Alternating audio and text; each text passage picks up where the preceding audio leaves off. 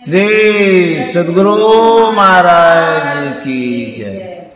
नमामि अमित ज्ञान रूपम कृपालम अगम बोध दाता सुबुद्धि निधि विशालम क्षमाशील यति धीर गंभीर ज्ञानम धर्म कील दृढ़ चीर समधीर ध्यानम जगत त्राणकारी अघारी उदारम भगत प्राण रूपम दया गुण अपारम नमो सदय गुरु ज्ञान दाता सुस्वामी नमामि नमामि नमामि नमामि।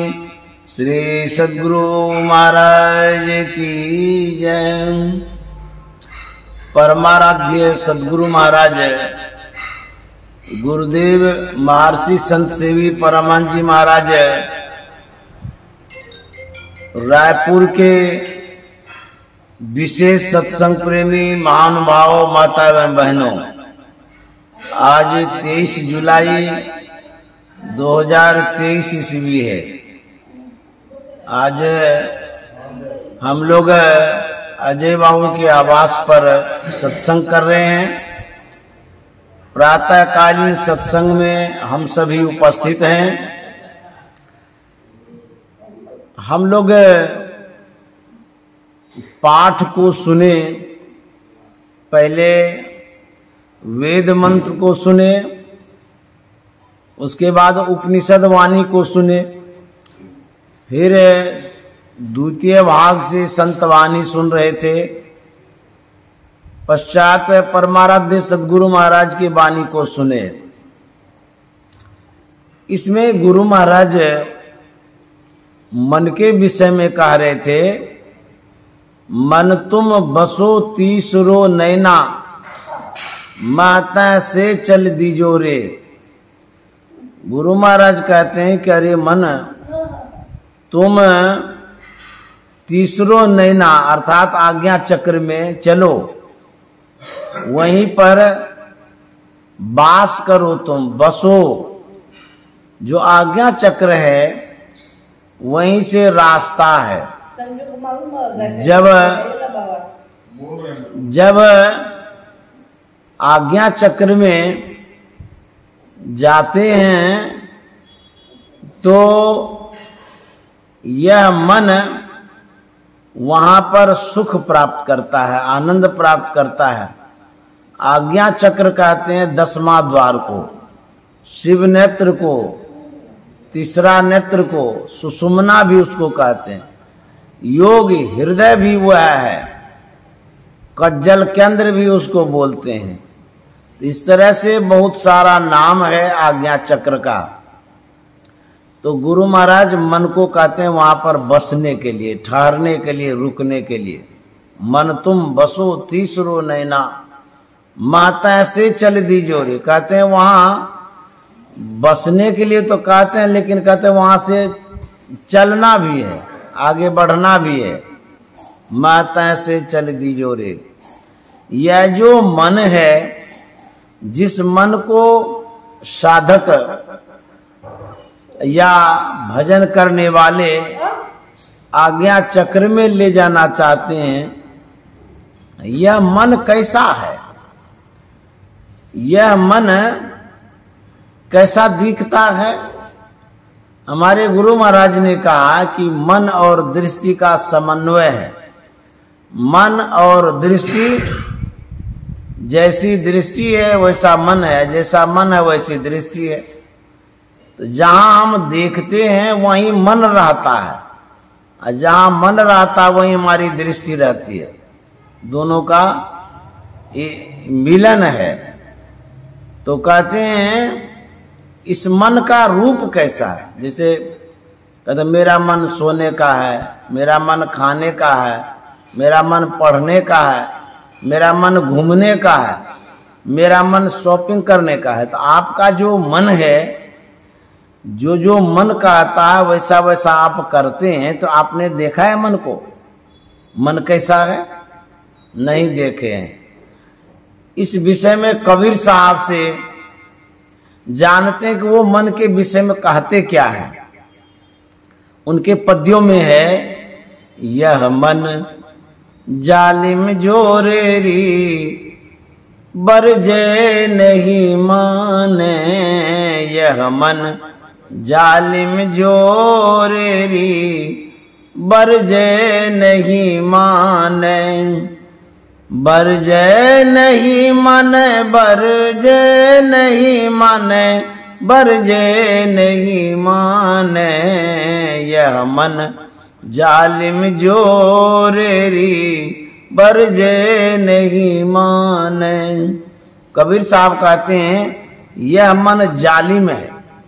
जालिम कहते हैं धोखा देने वाले को, छल करने वाले को, ठगने वाले को, जो विशेष रूप से जालसाजी करता है, मतलब बार बार वो धोखा ही देता है, उसको कहते हैं जालिम।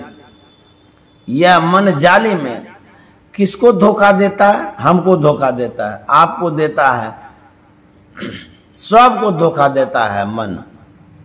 कहते हैं बरजय नहीं माने, हम वर्जन करते हैं, मनाही करते हैं, सिखाते समझाते हैं, लेकिन ये मानता ही नहीं है।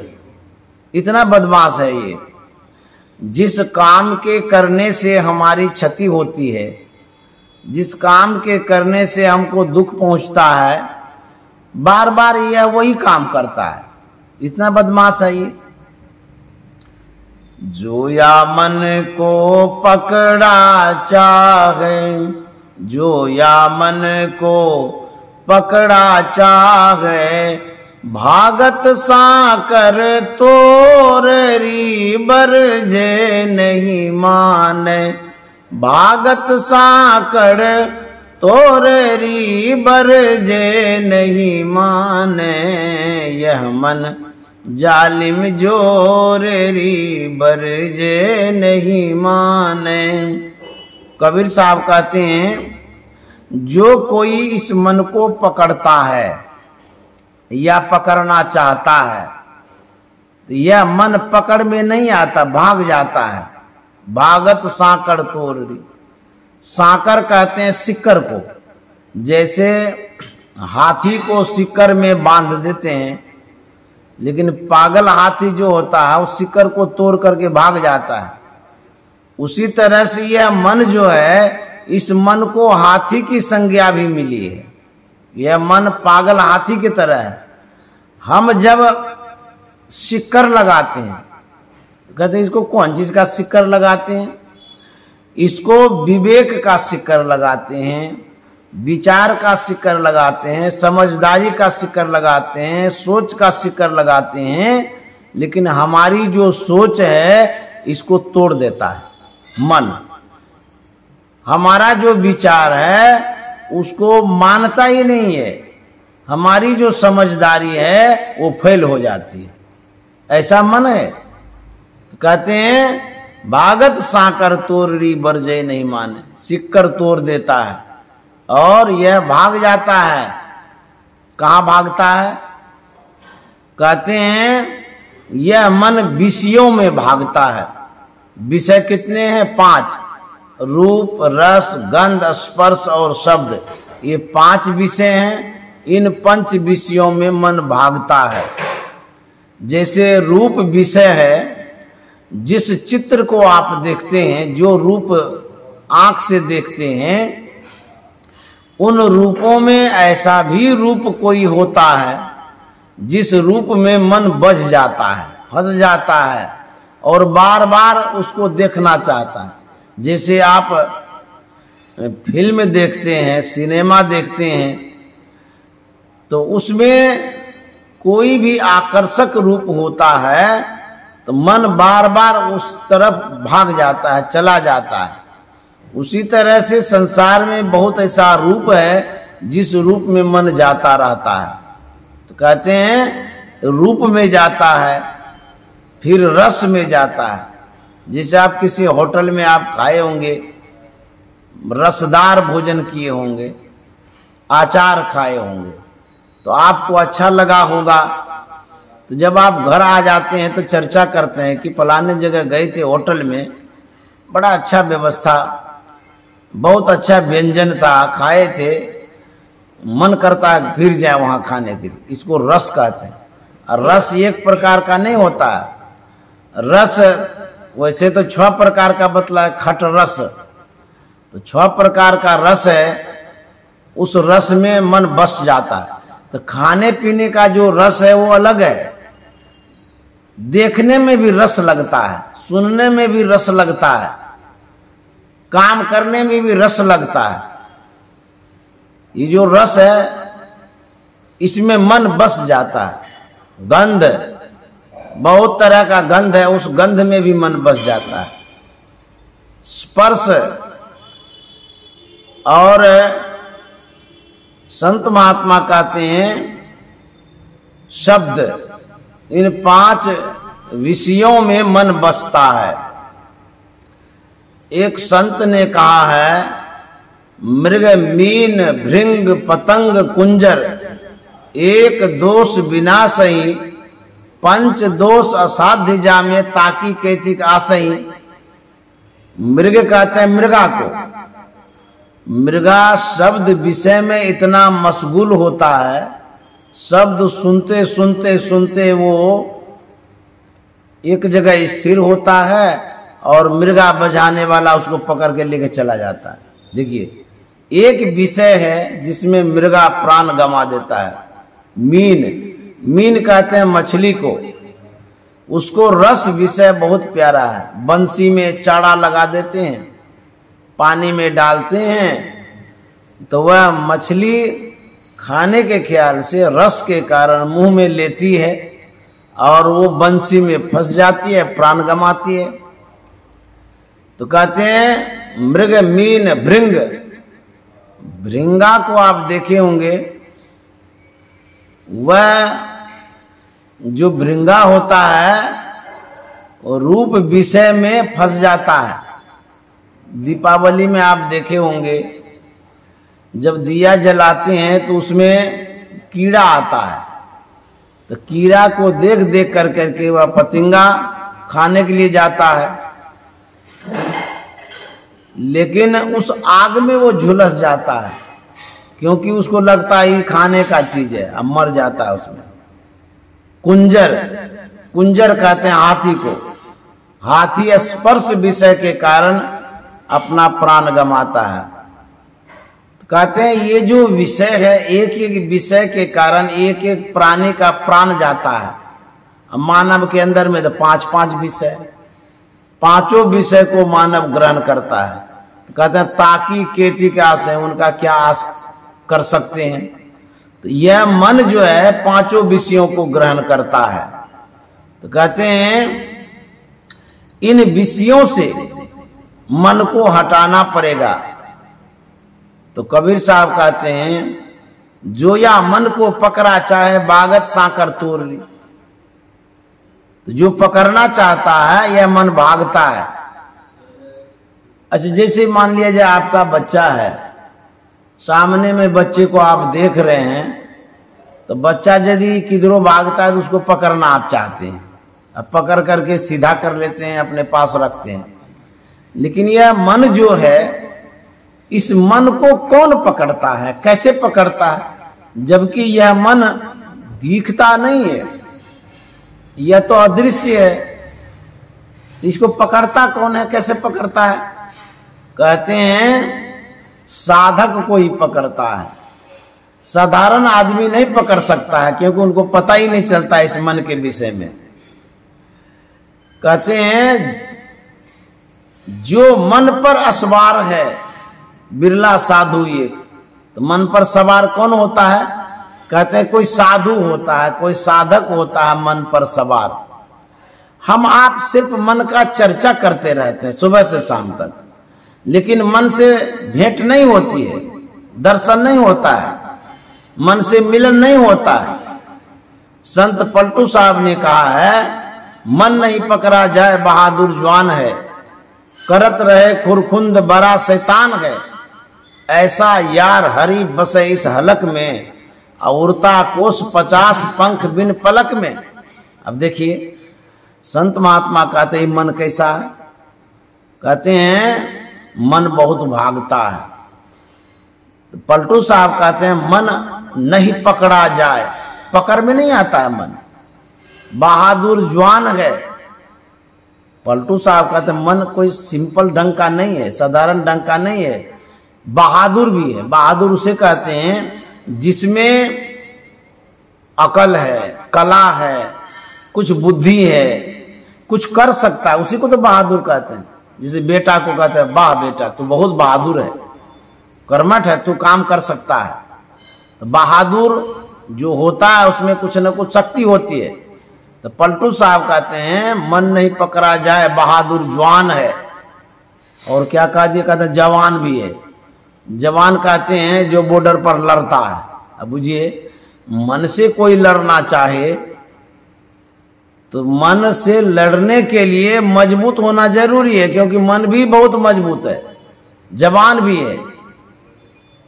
करत रहे खुरखुंद बड़ा शैतान है, ये बैठा नहीं रहता है, स्थिर नहीं रहता है, कुछ न कुछ करते रहता है। जिसे आप कहीं बैठे रहते हैं तो आपका मन चलते रहता है, ये करेंगे तो वो करेंगे, ऐसा करेंगे वैसा करेंगे।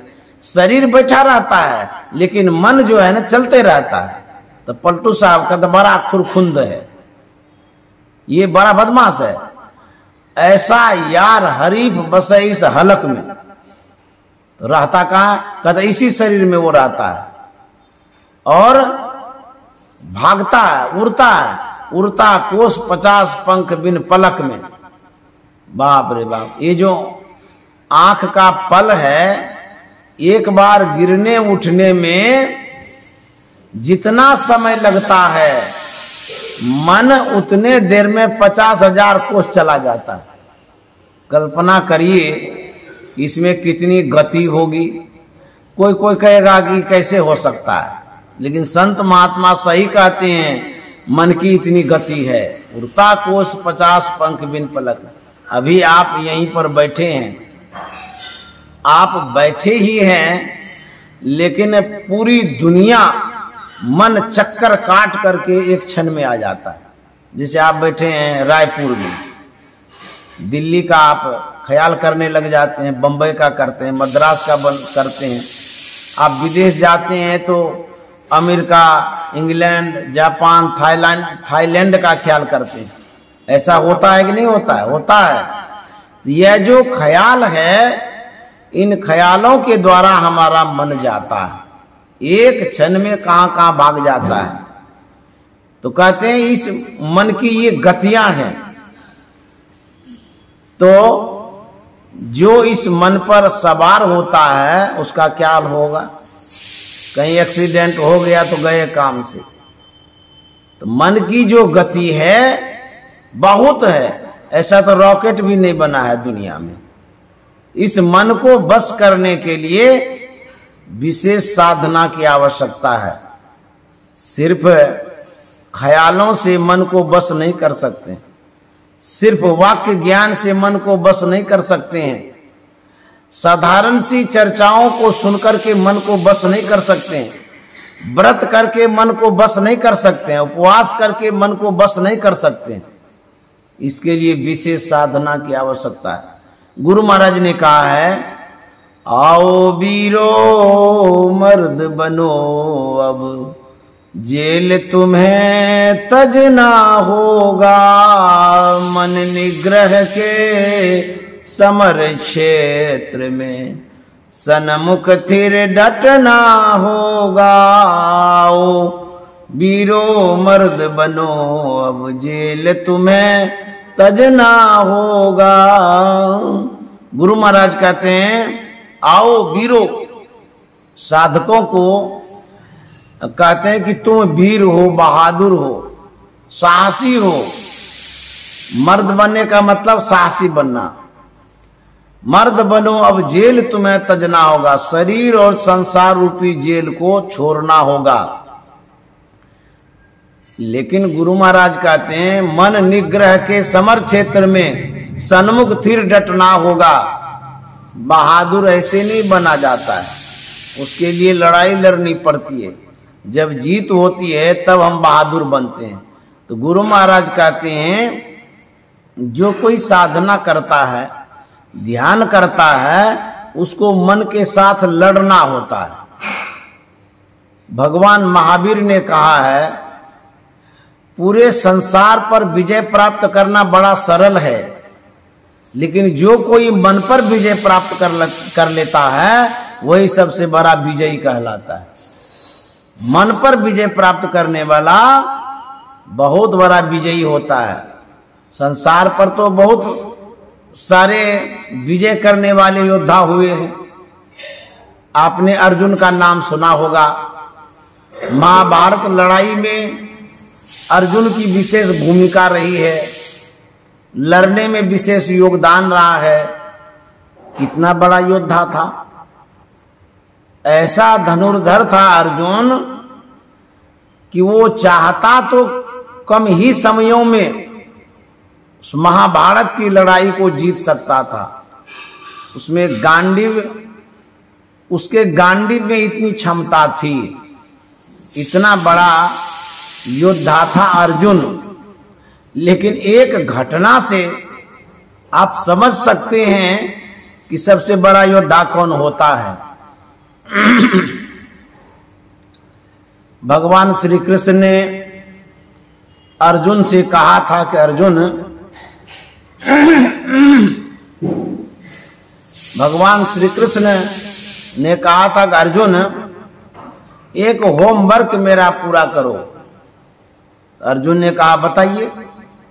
भगवान श्री कृष्ण ने कहा कि अर्जुन तुम मन को केंद्रित करके बताओ, मन का सिमटाव करके बताओ, मन को एक पॉइंट पर, एक लक्ष्य पर लगा करके दिखाओ। यही होमवर्क है। जब मन एकाग्र हो जाए तब तुम बता देना। आज्ञा पाकर के अर्जुन जाता है ध्यान करने के लिए। कभी तो मन से पल्ला पड़ा नहीं था, खाली बाण से पल्ला पड़ा था। लेकिन उस बाण से भी बढ़कर के मन का बाण होता है। अब देखिए, मन को जीतने की जो कला है दुनिया में सब कलाओं से बढ़कर के। अर्जुन ध्यान करने के लिए बैठता है, मन एकाग्र करना चाहता है, लेकिन मन छिटक जाता है, भाग जाता है, क्योंकि मन बड़ा चंचल है, स्थिर होता ही नहीं है।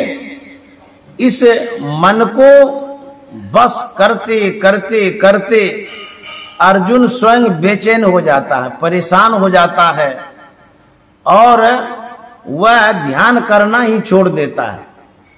भगवान श्री कृष्ण के पास पहुंचता है। भगवान श्री कृष्ण ने कहा कि अर्जुन तुम मन को बस कर लिया? बोले नहीं नहीं। तो बोले क्यों नहीं किया? बोले कि भगवान दुनिया को बस करना बड़ा सिंपल जैसा लगता है, धनुष बाण चलाना बड़ा सरल है, लेकिन इस मन को बस करना बड़ा कठिन है। चंचलंग ही मन कृष्णा परमाथि बलभद्रम। हे कृष्ण, यह मन बड़ा चंचल है। इस सिर्फ चंचल ही नहीं है, कहता परमाथि बलभद्रम, परमथन कर देता, मथ देता है। ये मन जैसे दही को मथते हैं तो घोड़ हो जाता है, उसी तरह से मन मथ देता है, घोड़ बना देता है। भगवान श्री कृष्ण से अर्जुन ने कहा कि भगवान यह मन इतना चंचल है, इसको बस करना बहुत कठिन है। जैसे हवा को मुट्ठी में बस करना, उसी तरह से मन को बस करना है, ये हमसे नहीं होगा। तब भगवान श्री कृष्ण ने कहा था कि अर्जुन बस में होता भी है। तो कैसे होता है? अभ्यास और वैराग्य से। निरंतर अभ्यास करो, बराबर अभ्यास करते रहो। करत करत अभ्यास ते जड़मति हो तो सुजान, रसरी यावत जातते सिल पर परत निशान। बराबर जब करेंगे तो मन में स्थिरता आएगी, मन स्थिर होगा, मन बस में होगा। एक कवि ने कहा है, यह मन बड़ा चंचल है, कैसे ध्यान करूं तेरा। यह मन बड़ा चंचल है, कैसे ध्यान करूं तेरा। जितना इसे समझाऊं, जितना इसे समझाऊं, उतना ही मचल जावे, जितना इसे समझाऊं। कहते हैं जितना इसको समझाते हैं उतना ही भागता है। बहुत चंचल है ये मन। बड़े बड़े योगी, ऋषि, मुनि, महात्मा इसको बस करने में थक जाते हैं।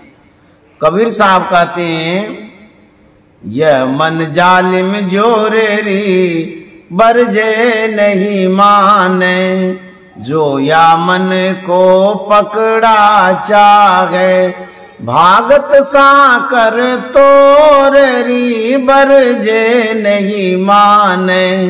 सुर नर मुनि सब पची पची हारे, सुर नर मुनि सब पची पची हारे, हाथ न आवे चोरेरी बरजे नहीं माने, हाथ न आवे चोरेरी बरजे नहीं माने।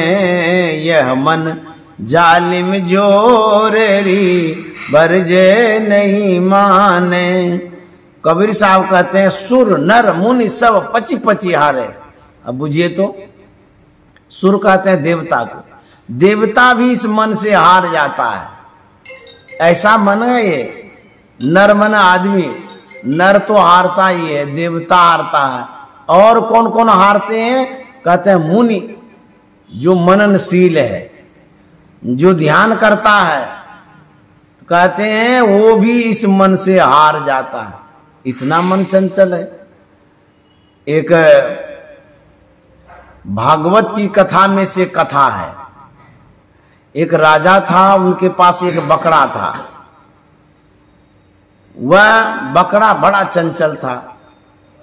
राजा साहब ने देखा इस बकरे को कितना भी खिलाते हैं फिर भी मुंह लगा देता है खाने में, इसका क्या पेट नहीं भरता है, जबकि भरपेट खिला देते हैं। बड़ा चंचल है, बड़ा बदमाश है। राजा साहब ऐलान करवा देता है कि जो कोई हमारे बकरे को खिला करके संतुष्ट कर देगा, अब पुनः मैं खिलाऊंगा। यदि ये मुंह नहीं मारेगा, नहीं खाएगा, तो उसकी जीत हो जाएगी और उसको मुंह मांगा इनाम देंगे। तो सब कोई चाह रहा था मुंह मांगा इनाम मिले। लोग आता था, बकरे को खिलाता था। जब खिला पिला करके पूरा कर देता था, तब राजा साहब खिलाते थे, बढ़िया बढ़िया चीज देते थे। तो आदत से लाचार वो बकरा मुंह मारता था, खाने लग जाता था। तो जो जो कोई आते थे उस सब की हार हो जाती थी। एक महात्मा जी आए। महात्मा ने कहा कि मुझे ये बकरा दीजिए, मैं इसे खिला करके लाता हूं और उसके बाद आप खिलाइएगा। बोले कि बड़े बड़े लोग तो फेल हो गए, कितने लोग आए, इस बकरा को खिला करके हार गए और आप इसको खिला के संतुष्ट करिएगा। बोले कि मुझे एक बार मौका दीजिए। वह महात्मा बकरे को ले जाता है अपने कुटिया में, विविध तरह का चीज खिलाता है, घास खिलाता है, चोकर खिलाता है और कुछ खिलाता है। खिला खिला करके उसका पेट भर देता है। जब देखा कि इसका पेट भर गया, अब फिर वो महात्मा ट्राई करता है दूसरा चीज दे करके, लेकिन हाथ में छड़ी रख लेता है। भरपेट खिलाने के बाद हाथ में छड़ी रख लेता है और उसके बाद देता है उसको खाने के लिए। आदतन वह बकरा मुंह नीचे करता है खाने के लिए।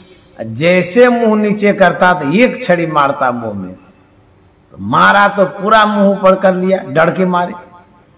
फिर दोबारा दिया खाने के लिए, फिर मुंह नीचे, फिर मारा छड़ी से। जितनी बार खिलाने के बाद वो मुंह नीचा करता है खाने के लिए, उतनी छड़ी उसके मुंह में लगती है।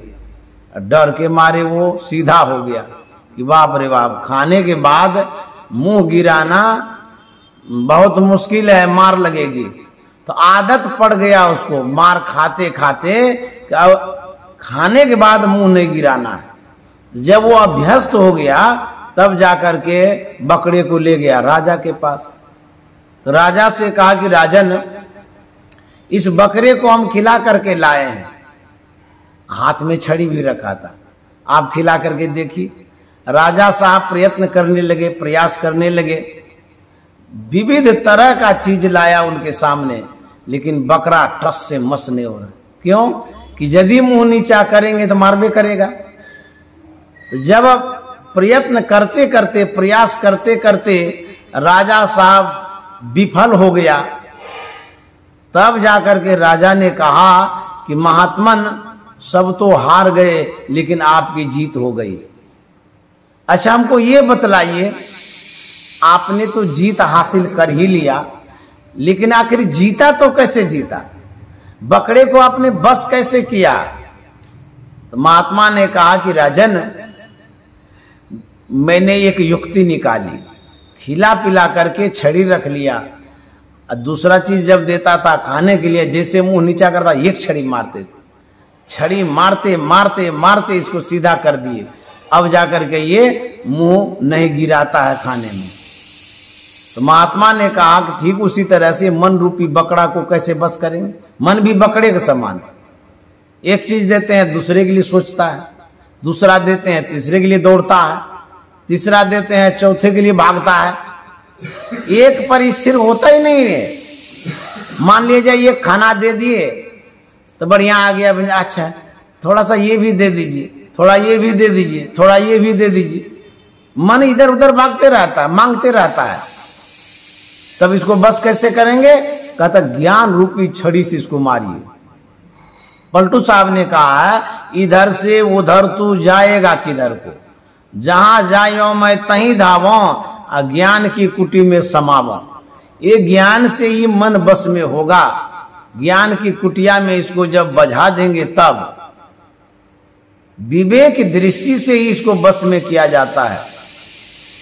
एक महात्मा थे, किसी शहर होकर के जा रहे थे, एक जगह जिलेबी छन रही थी, तो महात्मा के मन में लालच हो गया, वाह बड़ी अच्छी जिलेबी है, इसको खाते तो बड़ा अच्छा रहता।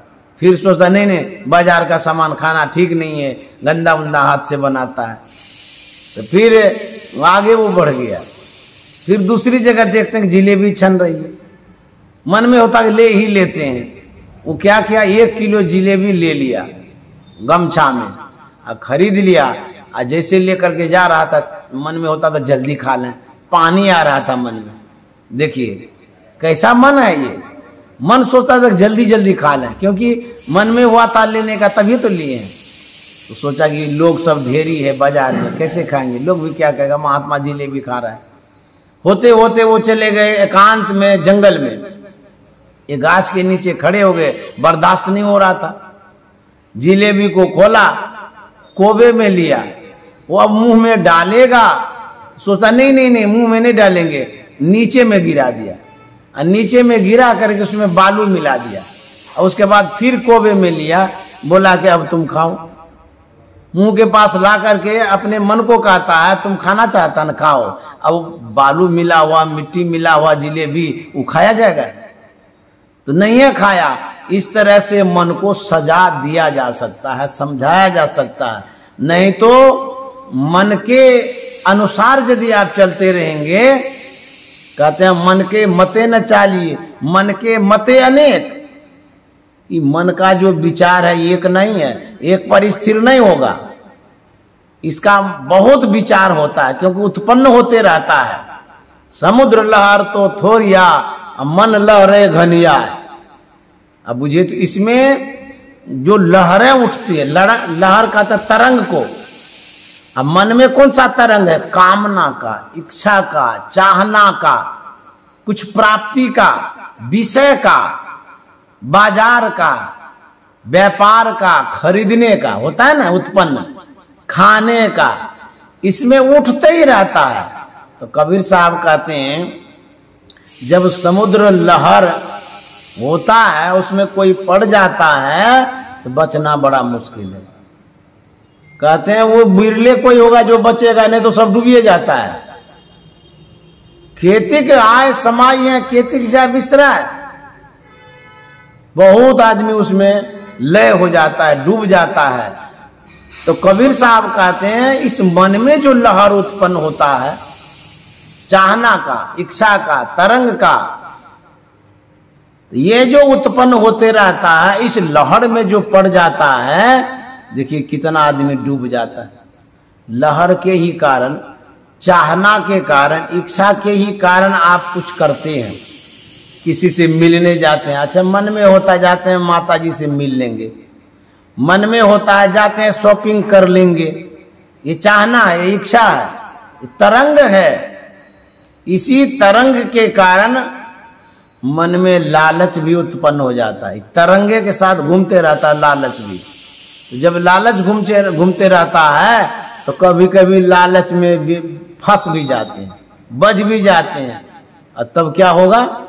कहते हैं लालच बुरी बला है। बला है, व्यक्ति को समझ में भी नहीं आता, ऐसा फंसता है कि डूबिए जाता है।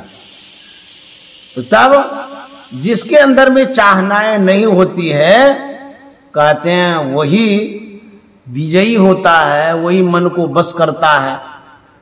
एक संतवाणी है, चाह गई चिंता मिटी, मनमा बेपरवाह, जाको कछु न चाहिए सोई सांसा। यदि आपकी चाहनाएं मिट जाती है तो कहता आप बादशाह हो जाते हैं, सांसा हो जाते हैं। क्यों? ये जो चाहना है, चाहना छोटी छोटी चाहनाएं होती है। आम खाने की चाहना हो जाएगी, अमरूद खाने की चाहना हो जाएगी, कुछ भी चाहनाएं हो जाती है। तो संत महात्मा कहता जो सांसारिक चाहना है उस चाहना से बचिए, क्योंकि यह कहां लेकर के पटक देगा, कहां लेकर के आपको चला जाएगा पता ही नहीं है। मन हाथी के समान है। अच्छा, मन तो छोटा ही है लेकिन शरीर 3.5 हाथ का है।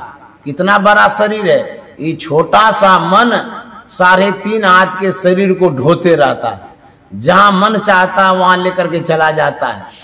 आपका मन हो गया दिल्ली जाने का, तो शरीर गया ना दिल्ली, तो मने ने ले गया। तो कहते हैं इस मन को जो है ना बस करना है।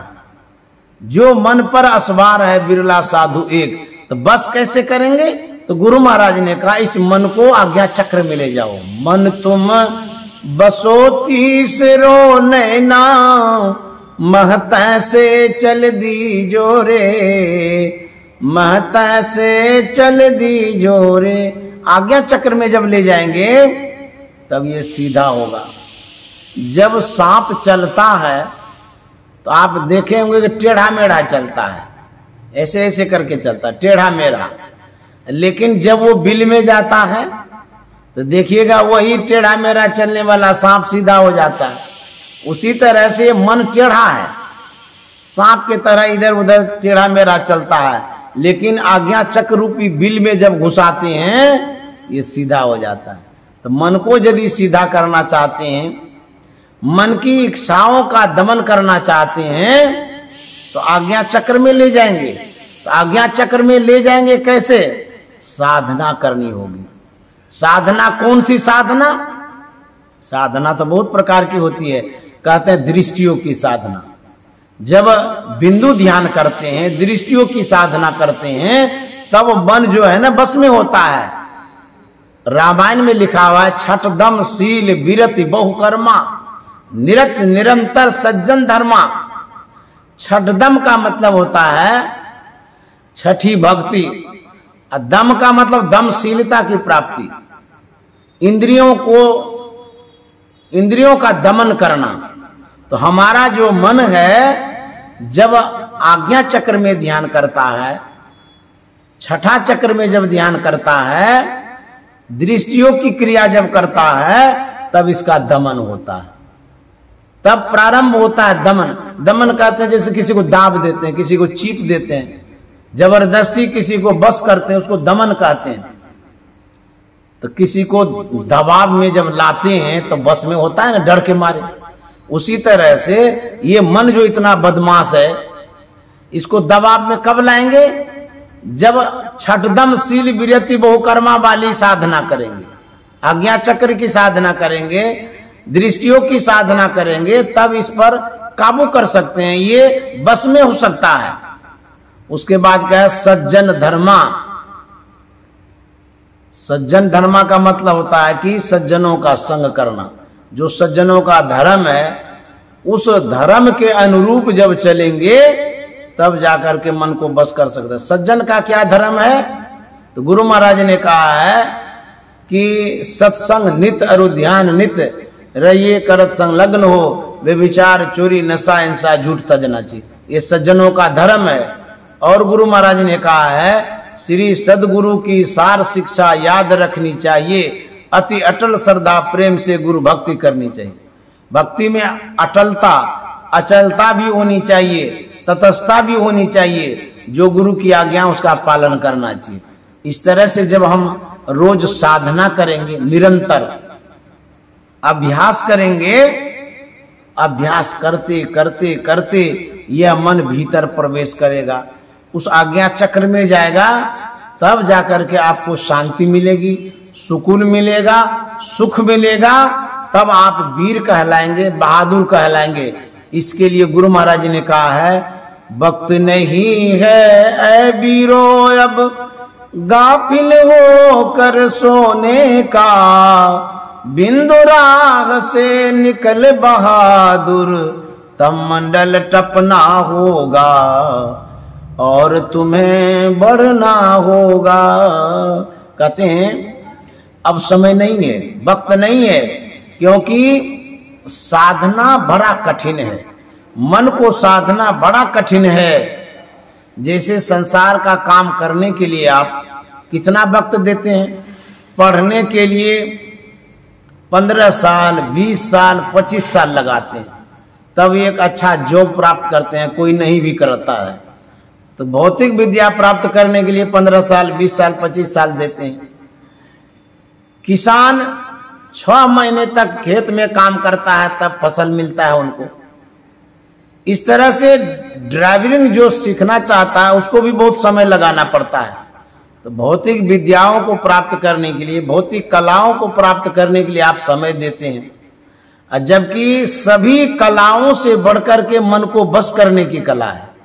सभी संसाधनों से बढ़कर के मन को बस करने का संसाधन है। तो इसमें समय कितना देना होगा? कहते हैं सबसे ज्यादा अधिक। तो जब समय देंगे तब जाकर के आपको सफलता मिलेगी। गुरु महाराज ने कितना समय दिया ध्यान करने में, ध्यान करते करते करते तब उनको मोक्ष प्राप्त हुआ था। बड़ा कठिन डगर है ये। हंस हंस कंत न पाया जिन पाया तिन रोय। कहते हैं कि इसके लिए आपको समय देना होगा और सहना भी पड़ेगा, बर्दाश्त करना पड़ेगा। मन भागता है तो इसको लगाइए, ये नहीं उछल करके छोड़ दीजिए। तो मैं इन्हीं शब्दों के साथ वाणी में विराम दे रहा हूं। आप लोग सहर्ष सुनते हैं, इसीलिए मैं आप लोगों को सम्मान करता हूं, नमन करता हूं। श्री सद्गुरु महाराज की जय।